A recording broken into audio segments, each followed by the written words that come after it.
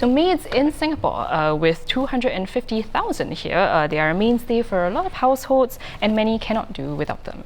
But while their service is invaluable, 2 in 3 have their employment contracts cancelled before their full 2-year period is up. The problem arises when expectations from both employers and maids do not match. To help employers better retain their maids, the Manpower Ministry will start collecting more information on a maid's work experience, including her key job scope from October 2020. Then from October 2021, maid agencies will have to refund at least 50% of the service fee if a maid ends her contract within 6 months. This is to encourage maid agencies to take greater responsibility for matching employers and maids. Currently, employers pay service fees of between $300 and $1,200 when signing a contract.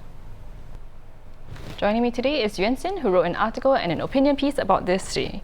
So, hi Yuen Sin. Hi. So, are the measures that are sort of given by MOM enough to fix this problem? Yeah, I think definitely it can help to some extent, because I think right now employers have a lot of gripes with employment agencies that they use to hire such maids. They feel that they're just out to make a quick buck, because once the contract is signed, the agency takes the fees and that's the end of it. They hold no responsibility for what happens after that.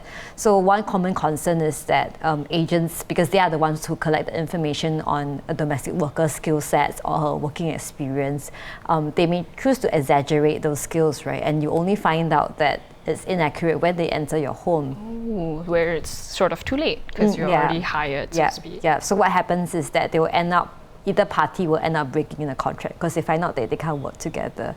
Right, so there's a mismatch there that's not being addressed. So you bring up actually a great point in your article, right? That the fact that hiring maids is a two-way street. So how does this MOM measurement sort of not care about or rather neglect the maids' concerns? Yeah, because I think that maybe they're looking at things from a more consumer point of view, where it's about the person and the choices that they can have. But definitely when you think about an employment relationship, right, it takes two hands to clap. So right now employers can get information on a domestic worker, such as like what her previous experience was, and this comes from a previous employer, and they can also find out like why the contract ended. But definitely as a domestic worker, you also want to find out, okay, so what will my working conditions be like, right? Will my future employer, how big is his or her house? Like how much time do I have to spend? Will there be another worker in the house to help me out with the chores as well?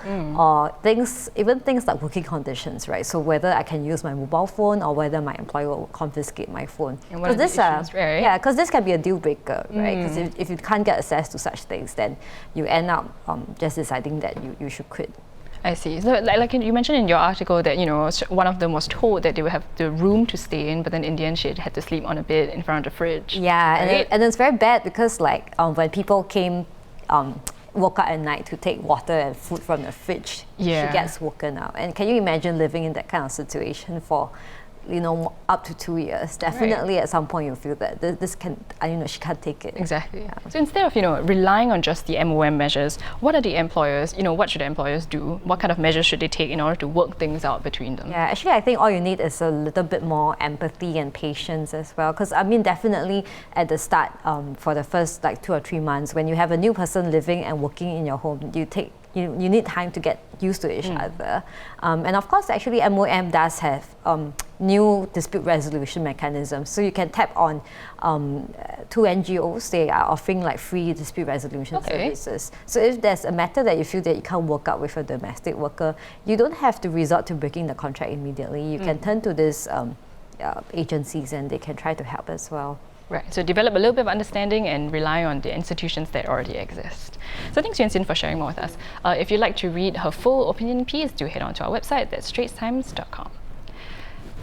And those were our top stories of the day. For more news and videos, do head on to our website, that's straitstimes.com. Once again, this has been Kimberly. Thank you for watching The Big Story, and we will see you tomorrow.